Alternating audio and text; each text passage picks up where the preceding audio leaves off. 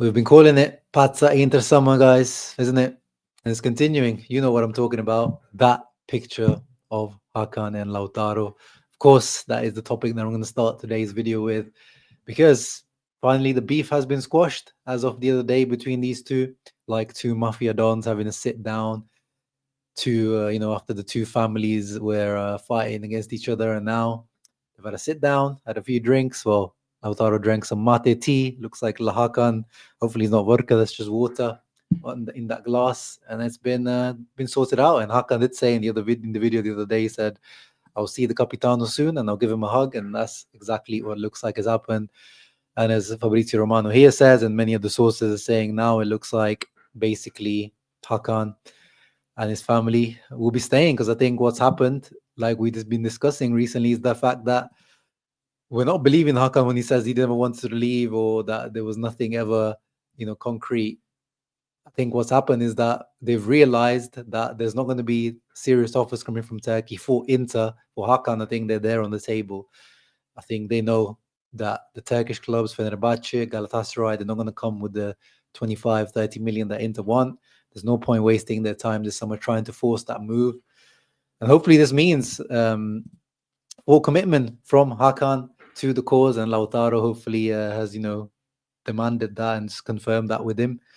And there's water under the bridge.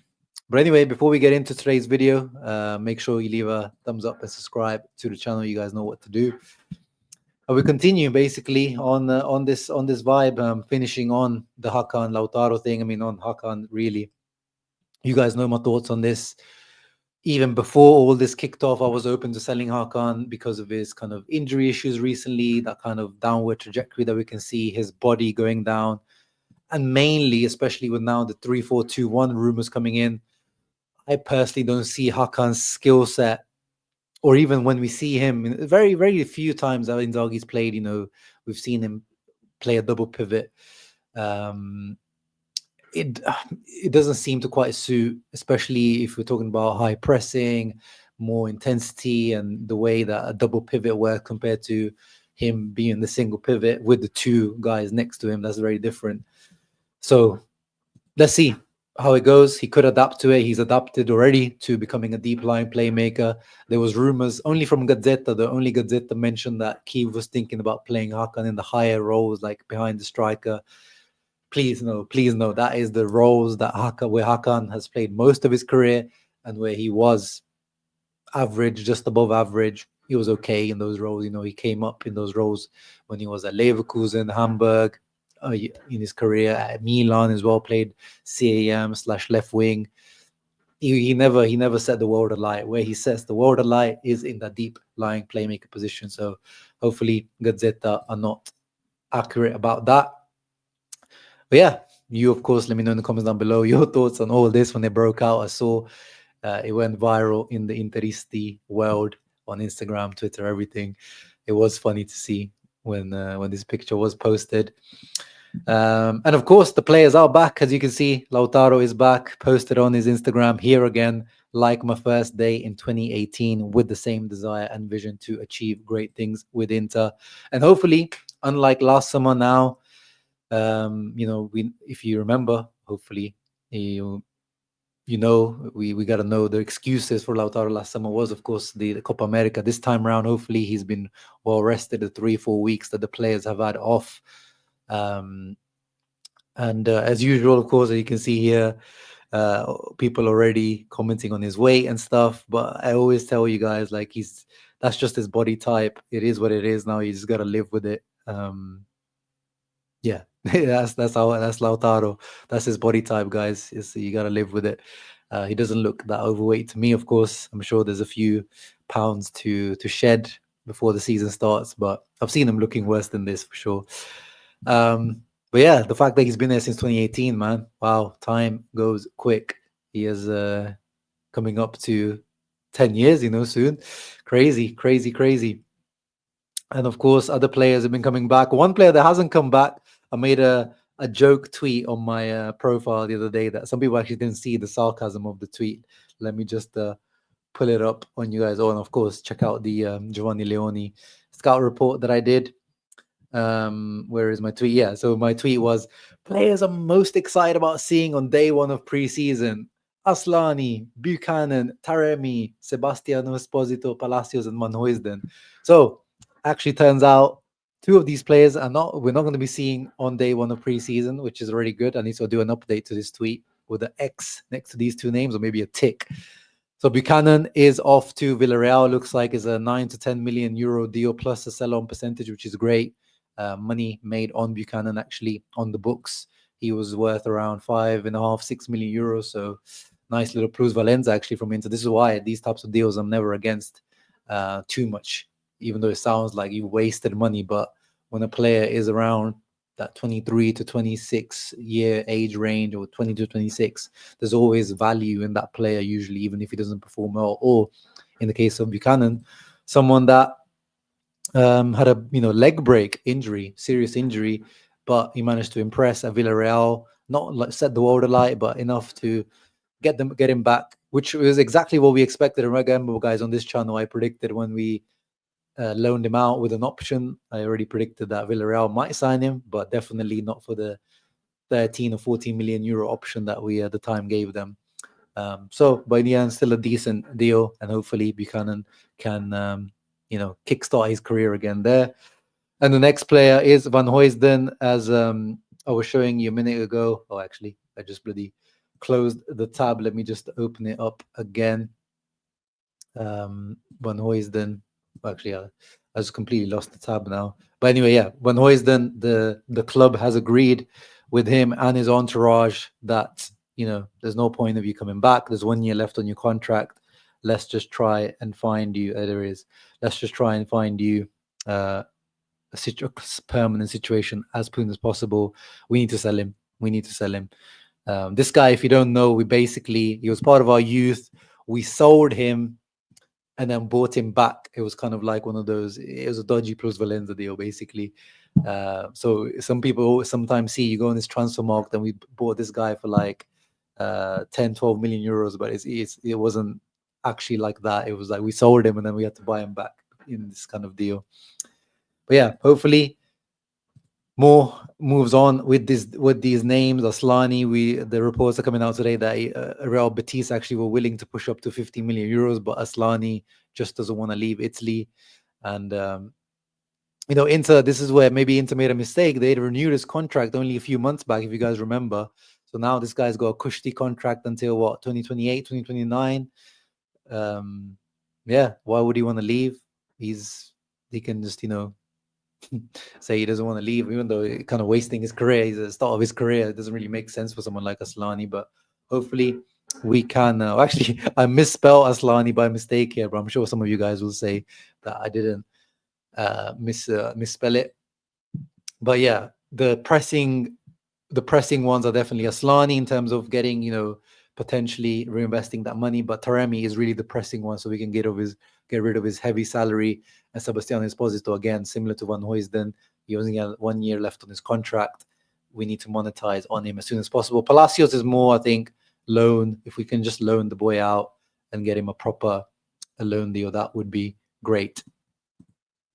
Other news: Corriere dello Sport reports tomorrow Gennaro Gattuso will be at Piano Gentile to greet the Inter staff and the players. So, the new Serie A, Italy national team coach doing his round. Of course, he'll do the round of all the teams, but looks like he's starting off with Inter. He knows, he's got a big Inter core in the Italian national team. Bastoni, Di Marco, Barella, maybe Pio Esposito, who knows, coming up. Matteo Darmian, if he gets recalled. So that's something to keep an eye out for. But now let's talk about, the players coming back. And in my opinion, the season kicks off tomorrow. When I think the season kicks off is when we have the official presentation of Christian Kivu and Beppe Marotta. The Beppe Marotta's press conference at the start of the season, that's when the season starts for me, or the preseason. So tomorrow is officially when I will say Inter's new season has started, Monday, 28th of July, 2 p.m. Italian time. President, CEO Giuseppe Marotta and Christian Kivu to present the new season. So I'm looking forward to that. Definitely will come to you guys with all the quotes, main quotes and translations. And it's been confirmed also the the friendlies for Inter. Actually, where is it? It's not this one. It's oh yeah, here it is. So it's only going to be 3 because I was talking about it on some of my previous videos that surely can't only be 3, but I guess because of Inter starting so late, and the short period Inter have basically just over less than a month to get ready for Serie A, they're only able to squeeze in 3 official friendlies. But I think these are just the ones that are kind of in a proper stadium, properly organized. So against Monaco on Friday, the 8th of August, Monza 12th, and Saturday 16th against Olympiacos. But I'm sure there will be the usual one against Lugano, the ones against Primavera, also maybe the under 23 team. Which actually I need to make a separate video with you guys about the under 23 team. But there's no way that Inter is just going to go into the new season by only playing 3 games. There's going to be surely a few more, but these are the officially announced one where you can get tickets for. So the only home one looks like to be Inter versus Olympiacos. Well, actually, none of them are home. They're all around Italy and one in Monaco.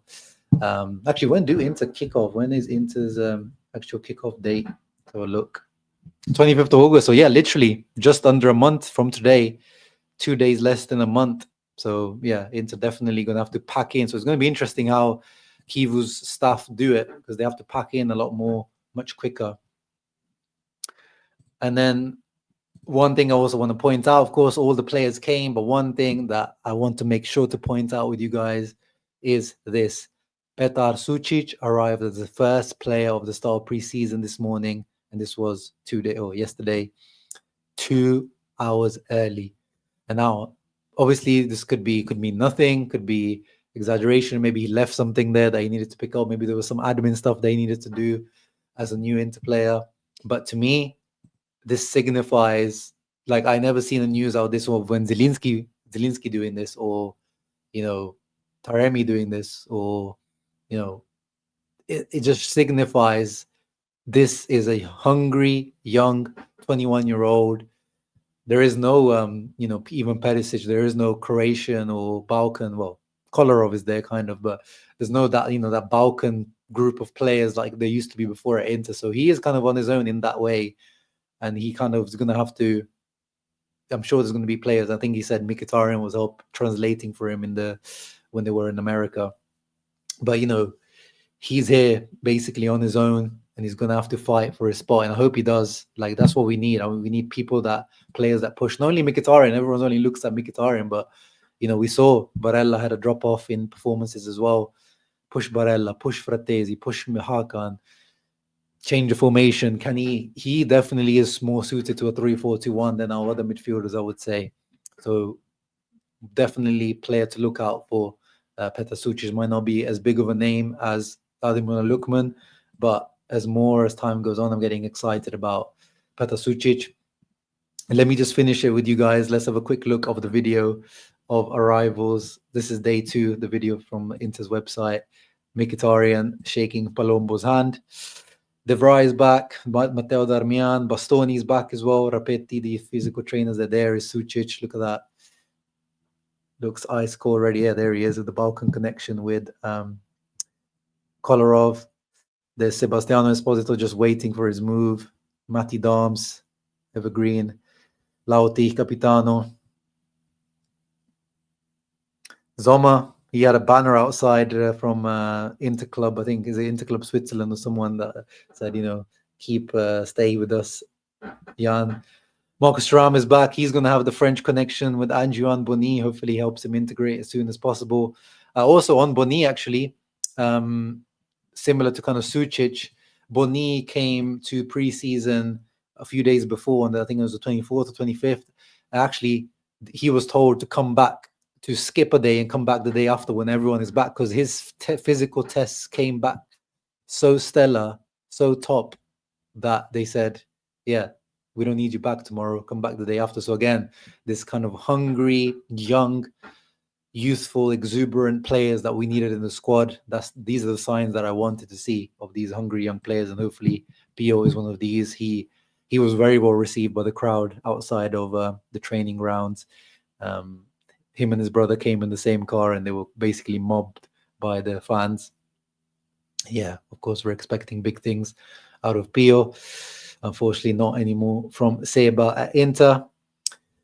Christian Kiev, of course, looking forward to seeing him and his words tomorrow. Lauti, of course, always takes his time to get into peak physical shape after he's back. But as I said, hopefully he's fully rested now. De Vrij, is he staying? Is he the starting centre-back? Was it still going to be a Cherby? Is a Cherby staying? Benji Pavard, of course, is a big talking point that we'll keep talking about over the next few weeks. The reports are saying that Inter would be open to selling him. And that's something that I've been talking about as well because of his high salary and age and kind of dipping performance and / injuries. Luis Enrique, of course, we know has a lot to prove. He was probably the most doubtful signing until now. The signing that has the most eyebrows raised until now, more than Boni, more than anyone else. Zalewski is basically like a new signing, even though we had him already last season. When you're just a loanee looking to get a permanent move is different to becoming a permanent player at Inter. And yeah, that's it from me today. I mean, there's a few things to talk about in terms of course, the ongoing transfer news. We'll report. I'll talk about the Inter new kits when they're all three of them are out and confirmed. I'll give you a review video. I don't know if you saw this fantastic pettiness that I live for from Samuel Eto'o to mark the 16th anniversary of the swap deal between him and Zlatan. What was it, 46 million euros plus Eto'o? My goodness, daylight robbery that Inter should have been incarcerated for. And even Materazzi, of course, loving the pettiness just like me. There is a report that Inter would be open to sell Pavard, open to sell Bisek as well. We know that as well. And then, yeah, we know the ongoing Ademola Lookman news. Let's see what the last Inter Extra translated tweet is on Ademola Lookman from probably 2 days ago now. There it is, the last one from Fabrizio Romano from yesterday. So Atletico looking to make space for Lookman by selling Samuel Lino, but the situation is not going to change. Lookman still only wants Inter, and Atalanta and Inter will meet early next week. So hopefully tomorrow, Tuesday, I think they said it was the day to meet an Inter. We know that now that Zazzaroni is the man to go to for this news, as much as we don't like him. And as usually, Corriere dello Sport is not a reliable source. He clearly knows his stuff on this particular deal. And he says Inter will raise the offer to 45 million tomorrow or Tuesday. And let's see how that goes, whether Lookman and his entourage push for it and make it happen, or Atalanta stick to the 50 million, which I think that will happen, and Inter will have to keep pushing. But I will keep you up to date with everything that goes on in the world of Inter. Keep a lookout on the channel as usual, guys. Ciao ragazzi, Forza Inter. Hope you enjoyed the video.